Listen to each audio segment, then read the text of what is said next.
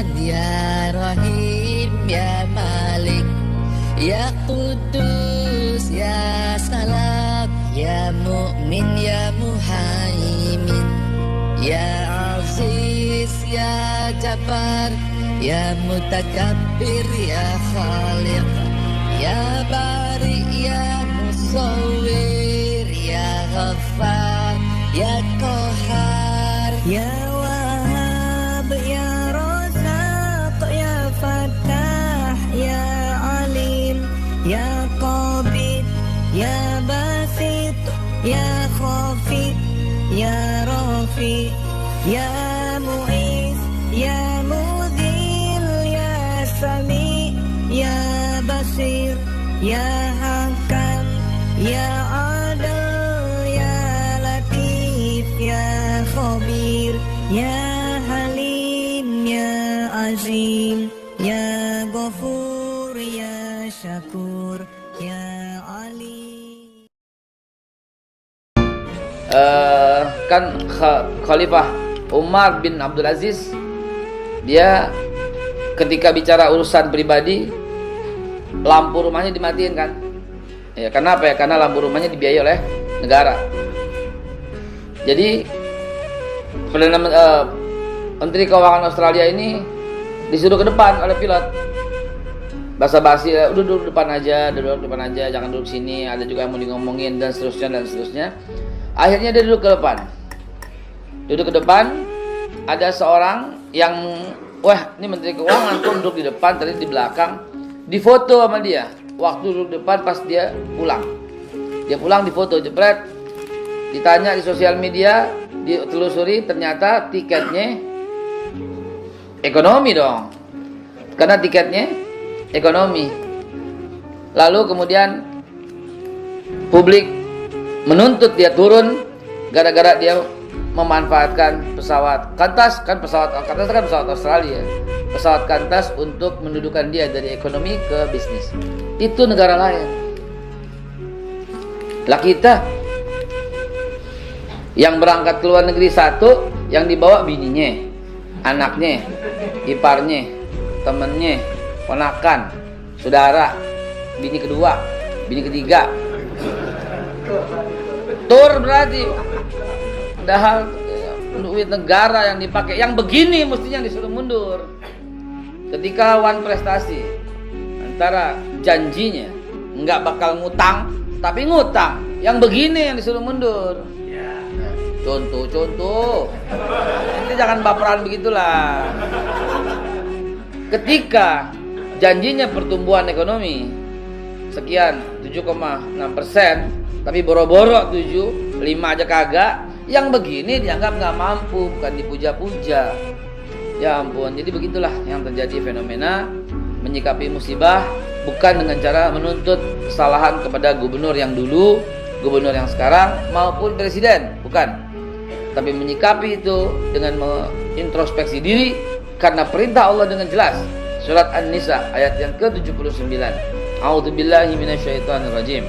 Ma asabaka min hasanatin faminallah wa ma asabaka min sayyi'atin faminan nafsik. Apa yang datang kepada kamu kebaikan, maka dia berasal dari Allah, dan apa yang datang kepada kamu keburukan, faminan nafsik, dari ulah dirimu sendiri. Jadi jelas sekali ayatnya, bukan kesalahan Allah. Kebanyakan kita kan ini udah lemparnya tuh ke Allah, sehingga menutup diskusi. Ya, lihat dong sebelumnya saya punya catatan kok. Kebakaran hutan aja dibilang apaan? Ini musibah dari Allah. Terus cep semuanya diam. Siapa itu yang ngomong? Ada nggak tuh? Ada. Coba aja lo browsing. Ada namanya di situ. Sayangnya masih menjabat nih orang. Coba aja browsing. Ketika ada malapetaka yang lain, kebakaran hutan hebat, nggak diusut. Bilangnya apa? Ini kan musibah dari Allah. Itu manusia yang seperti itu, lihat ntar matinya kayak gimana. Fitnah orang aja nggak boleh, ini Allah difitnah nggak tanggung-tanggung. Allah difitnah itu nggak tanggung-tanggung. Gila bener, nekat nekat banget, berani banget hidup dengan cara memfitnah Allah. Betul nggak gue ngomong? Kenapa lo jadi horor begini? Santai aja, biasa aja. Jelas-jelas surat Rum ayat yang ke-41. Zaharal fasadi fil barri wal bahri bima kasabat aydin nas. Telah tampak kerusakan di laut dan di darat karena ulah tangan manusia. Loh, ini nggak pernah baca ngaji kali ini, nggak pernah dengar satu kalimat ini kali, nggak pernah baca ayat ini kali. Lalu berkata, banjir gimana tak? Ini kan kehendak Allah. Kebakaran gimana tak? Ini kehendak Allah. Ikan udah habis sekarang, nelayannya berkata apa? Gimana tak? Ini udah kehendak Allah. Masa Allah terus-terusan yang salah? Hutan Kalimantan gundul, gimana? Udah kehendak Allah. Terumbu karang udah rusak. Ikan kita nggak sampai lagi, sampai 6.200 triliun. Kalau kata Pak Sarwono Kussumaatmadja, kata Pak Fadil Muhammad, itu dua menteri yang diberhentikan masing-masing. Pak Sarwono diberhentikan Gus Dur, Pak Fadil diberhentikan SBY. Ya. Itu berkata 6.200 triliun potensi ikan kita. Habis semuanya, nggak ada lagi. Ya lebay kalau saya bilang nggak ada lagi. Ada tapi tidak sebesar itu potensinya. Kenapa? Karena para pengusaha mengambil ikan dengan cara pukat harimau. Yang ketangkap bukan ikan yang gede-gede doang. Anak mending pak yang kecil, orok ikan ketangkap bukan harimau. Orok ikan juga ketangkap. Apalagi dengan menggunakan bom ikan. Bukan cuma anak ikan, orok ikan, telur ikan mati pak. Kenapa? Karena terumbu karang rusak, hancur. Pohon-pohon tempat ikan bertelur pun hancur. Terus kehendak Allah gitu. Ini kalau seandainya hukum berlaku dan malaikat bisa gamparin orang, udah digampar tuh orang tuh. Bener nggak? Kok Allah yang salah? Lu yang ngebom pakai bom ikan, lu yang nangkap ikan pakai pukat harimau. Kenapa Allah lu salahin? Hutan Kalimantan gundul. Kita udah nggak punya terumbu karang lagi loh gara-gara bom itu. Hutan Kalimantan gundul. Setelah hutan Kalimantan gundul, apa yang kau katakan? Kehendak Allah, tat. Kan lu yang bakar. Kan lu yang tebang. Lu tebang hutan buat itu semua, lu ganti dengan sawit. Sawitnya udah panen, lu tinggal. Udah balik modal. Hutan lu beli nggak beli, cuma dapat hak HPH. Lu tebang, padahal nggak boleh. Lu tanam sama sawit. Sawit panen. Dapat lo ratusan miliar. Lu tinggal. Bagaimana coba? Terus setelah hutan gundul, sawitnya pun kau tebang, nggak meninggalkan, nggak wajib menanam kembali hutan-hutan pohon-pohon kecil. Kau bilang apa? Kehendak Allah tat. Itu kehendak Allah, mau bagaimana lagi? Astaghfirullahaladzim. Ini innallaha yuridu bikumul yusra. Yang Allah kehendaki itu kebaikan. Wala yuridu bikumul usra. Allah tidak pernah menghendaki keburukan. Wala yuridu bikumul usra. Allah nggak pernah menghendaki kesulitan. Nggak pernah Allah kehendaki yang kesulitan itu, nggak pernah. Demikian pula banjir. Jangan bilang ini udah kehendak Allah, curah hujan gede. Allah tuh hebat. Segede-gedenya curah hujan kagak bakal bisa mendatangkan banjir. Segede-gedenya curah hujan, ana jamin. Kenapa? Karena Allah telah sediakan aliran sungai yang cukup luas untuk dihambat di setiap rawa dan sampai dengan ke laut. Namun aliran sungai itu kau jadikan apartemen. Aliran sungai itu kau jadikan rumah tinggal. Tempat jalannya hak sungai air itu, hak air itu kau jadikan mall. Maka akhirnya meluaplah. Apalagi kalau kita ngelihat nih, aneh orang Tanabang ya, orang Betawi Tanabang. Kalau kita lihat orang Betawi udah siapin sebenarnya, udah kagak bakal banjir. Dari zaman dulu mestinya nggak bakal banjir. Ya. Kenapa? Karena kita udah siapin tempat penampungan. Ada 20 titik penampungan udah disiapin sama Datuk Engkong Cangcing kita dulu. Yaitu dari mulai Ancol, Rawa Badak, Rawa Buaya, Rawa Sari, Rawa Mangun, Rawa Rawa Belong, Rawa Jati, Rawa Lumbu, Rawa Gelam, Rawa Terate, Rawa Panjang, Rawa Bening, Rawa itu yang paling bening air itu Rawa Bening tuh. Rawa Buaya udah, Rawa Badak udah, Rawa Bangke udah, Rawa Bebek.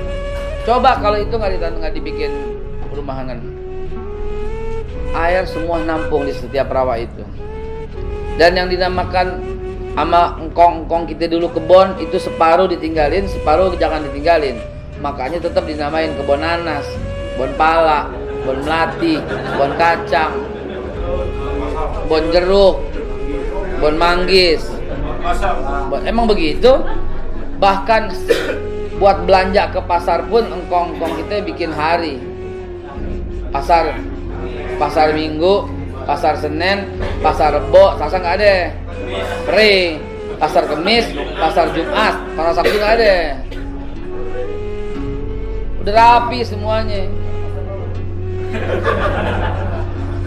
Pasar malam, iya, pasar baru kan. Sekarang bergeser ke Gajah Mada, no ayam muruk, no pasar malam. Yang dijual juga lain. Kalau sono rumput asli, sini rumput imitasi. Yang ketawa pelakunya tuh. Hadirin sekalian dimuliakan Allah. Ya, mari kita kembalikan semuanya ke dalam Al-Qur'an, ke dalam hadis Nabi Muhammad SAW. Bahwasannya betul, memang ini ujian. Ya, setelah kejadian kita bilang jadi pelajaran. Tapi jangan jadikan Allah sebagai kambing hitam dalam setiap persoalan musibah yang datang.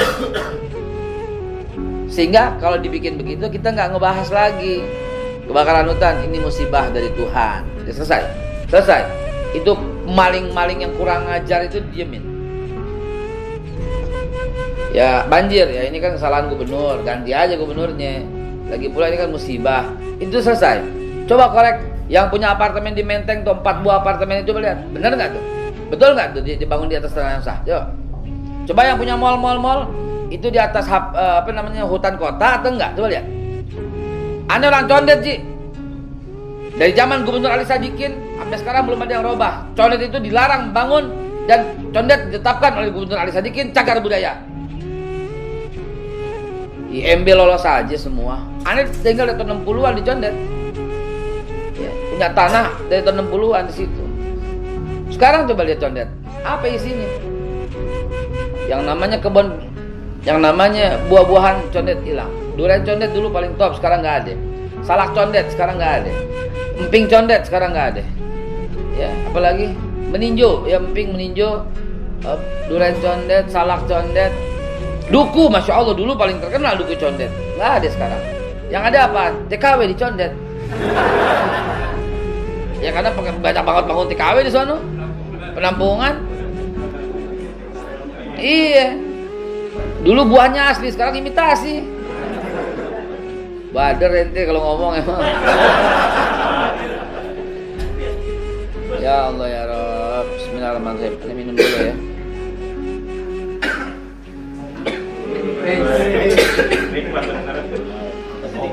Sumatera Mandailing.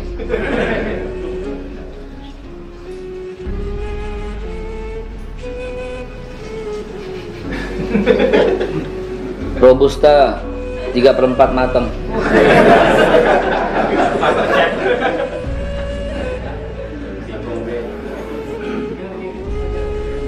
Siapa yang bikin? Jangan maju, terlalu tendang lagi leher gue. Jangan maju. Hadirin sahabat yang dimuliakan Allah, begitulah cara kita menyikapi. Jangan sekali lagi, dan jangan ikut-ikutan cara-cara mereka. Dan itu aplikasikan dalam kehidupan hari-hari. Ente kena musibah, cukup katakan innalillahi wa inna ilaihi raji'un. Selesai. Ente dapat keberuntungan, cukup alhamdulillahi rabbil alamin dan sedekahin. Cukup. Begitu saja menyikapinya. Jangan lagi berkata ini kehendak Allah. Jangan. Tapi kan kehendak Allah juga, tapi kan setelah terjadi Allah kehendaki buat pelajaran buat kita yang masih hidup. Banjir kemarin Allah kehendaki untuk buat ya, bukan banjirnya, jangan salah. Banjirnya karena ulah tangan manusia, dan Allah kehendaki untuk mengambil pelajaran yang baik buat kita yang tidak kena musibah. Sepeduli apa ya kita sama orang. Sekaligus pembuktian keimanan. Karena kata Rasulullah SAW, wallahi la yu'min, demi Allah nggak beriman. 3 kali diulang sama Nabi. Sampai sahabat bertanya, man ya Rasulullah? Siapa ya Rasulullah? Dia yang kenyang, sementara tetangganya lapar. Tetangga kita di pinggiran Kali Ciliwung lapar. Tetangga kita di Condet lapar. Tetangga kita di Kalibata lapar. Tetangga kita di Pasar Minggu lapar. Tetangga kita di Kalibata lapar. Tetangga kita itu lapar semua di situ. Di mana? Apakah kita peduli apa enggak? Ujian buat kita yang enggak kena. Buat yang kena, dia ujian kesabaran. Allah menghendaki ujian kesabaran buat yang kena. Allah menghendaki ujian keimanan buat yang enggak kena. Clear gak begini? Clear kan? Clear, alhamdulillah. Begitulah cara kita menyikapi musibah. Karena waktu sempit, jadi aneh, to the point. Ya, clear sekali. Dan itu adalah wahana untuk menuju surga bagi yang sabar, yang kena musibah. Dan wahana untuk menuju surga bagi yang tidak kena musibah tapi peduli. Am hasibatum an tadkhulul jannah. Apakah kalian mengira kalian bakal masuk surga? Falamma ya'lamillahu allazina amanu minkum walazina walamma ya'lamillahu sabirin. Walamma ya'lamillahu allazina amanu minkum wa ya'lamas sabirin. Padahal belum nyata bagi Allah orang-orang yang beriman, dan belum nyata pula orang-orang yang sabar, dan belum nyata pula orang-orang yang berjihad. Coba dikoreksi sebentar ayatnya. Ntar di sosial media dibully gue. Ya. Depannya am hasibatum an tadkhulul jannah walamma ya'lamillahu allazina amanu minkum wa ya'lamas sabirin. Ya. Belum nyata bagi Allah. Nah, ketika dapat musibah dia sabar, nah nyata bagi Allah. Gitu. Lalu yang kita infakkan, lan tanalul birra hatta tunfiqu mimma tuhibbun. Tidak sampai kamu kepada kebaikan kalau kau tidak menginfakkan apa yang kau cintai. Maka ketika kita keluarkan yang kita cintai, aman. Insyaallah kita termasuk penghuni surganya Allah. Apa tuh yang kita sukai? Baju, sedekahin yang masih lo pakai.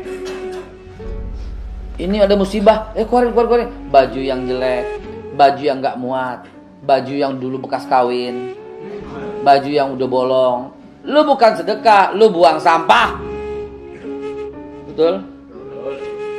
Lu lagi ngebersihin baju lu, kan? Lu lagi ngebersihin lemari lu dari baju dan barang-barang yang gak bisa kepake.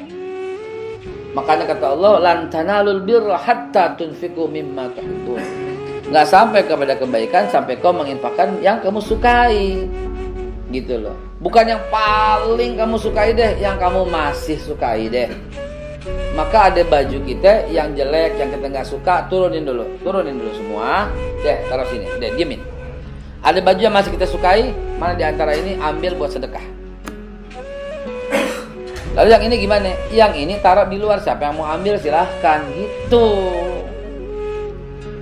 Taruh di masjid, siapa yang mau ngambil silahkan, gitu. Biar yang ngambil itu bukan orang-orang yang merasa perlu dan butuh karena kesulitan, karena musibah. Orang karena kesulitan, musibah, ini sensi biasanya, benar nggak? Sensi nggak? Sensi, gitu. Lah cuma segini, gitu. Lah iya benar, betul nggak? Anda buka posko, hampir 5 buka posko, ya posko Babe Haikal. Di Rindam, di perbatasan Pasar Minggu sama Condet, di Jembatan Gantung, di depan Al-Hawi, ya, di Kalibata, ya, di pas mau belokkan 4 putaran, sama di Kampung Melayu, di depan musola Kamul Kecil 3. Itu 5 tuh. Ya, ada yang dapat, ya Anda telepon lah teman-teman wali kota sama Pak Anies, turunin dong bantuan buat orang-orang, turun yang nggak terjangkau oleh ente gitu, yang masuk gang rumahnya, yang nggak kena mobil gitu loh. Nah kita salurin sampai ke situ semua, alhamdulillah. Nah itu dia tuh, sensi banget biasanya. Nah karena itu teman-teman sekalian, sekali lagi, dalam menyikapi ini berhentilah menyalahkan Allah. Orang aja lo fitnah dosa, ini Allah lo fitnah. Dosa besar. Gak pernah terjadi tuh, zaman dulu gak pernah terjadi. Baru zaman sekarang orang berani memfitnah Allah. Musibah kok dari Allah. Ayatnya mana? Dalilnya mana? Jahat banget Allah turunin musibah. Lah tuh gempa bumi emang gempa bumi di mana? Coba perhatiin, gempa bumi di mana? Yang di tsunami. Kan ada percobaan. Ada bocoran intelijen dari Wikileaks, percobaan pengeboman. Di mana lagi? Di Sulawesi. Kan di Sulawesi perampokan nikel gila-gilaan. Sekarang baru kebongkar kan korupsinya kan? Nikel dikeruk habis-habisan, diambil semua tanahnya sehingga lempengan bumi itu berubah, bergerak. Akhirnya ada gempa yang kayak berjalan dan sebagainya. Kan gara-gara perampokan sumber daya alam yang luar biasa. Ya. Perampokan emas di dalam tanah yang luar biasa. Yang kelihatan sih yang Freeport, yang nggak kelihatan bagaimana? Oh, Masya Allah. Yang kelihatan begitu. Ikan perampokan yang kelihatan, yang nggak kelihatan bagaimana? Anda pernah ke Pulau GB, Pak? Pulau GB itu ada antara Maluku, Raja Ampat dan Papua. Di situ teman Anda punya tambang nikel di situ. Anda diundang dalam rangka memberikan motivasi, semangat kerja yang baik sekaligus penyambutan bulan puasa pada waktu itu di tanah sana. Karena Pulau GB itu 98% itu muslim semua Pulau GB. Mungkin sebagian antum baru dengar kali Pulau GB. Iya, antum dengar pulau apa? Pulau Kapuk kali loh ya. Pulau GB. Ternyata di Pulau GB waktu Anda datang ke sana, masyarakatnya hidup dengan cara yang sangat tentram dan damai. Pada waktu kerusuhan di Ambon, di mana bertempurlah pasukan merah dengan ikat kepala merah dan pasukan putih dengan ikat kepala putih yang menandakan muslim yang putih, ya. Nah, itu yang terjadi apa? Peperangan, pembunuhan. Di Pulau GB apa yang terjadi? Dengan 2% umat Kristen di masjid diumumin, barang siapa mengganggu mereka sama dengan mengganggu kami, wahai orang-orang Islam. Lindungin mereka. Wahai teman-teman yang Kristen, Anda aman, dijamin aman. Mau ke masjid boleh, mau ke gereja boleh, mau kemana boleh. Tuh umat Islam kalau mayoritas. Subhanallah. Mengikuti datuk Nabi kita tercinta tersayang, Nabi kita Muhammad.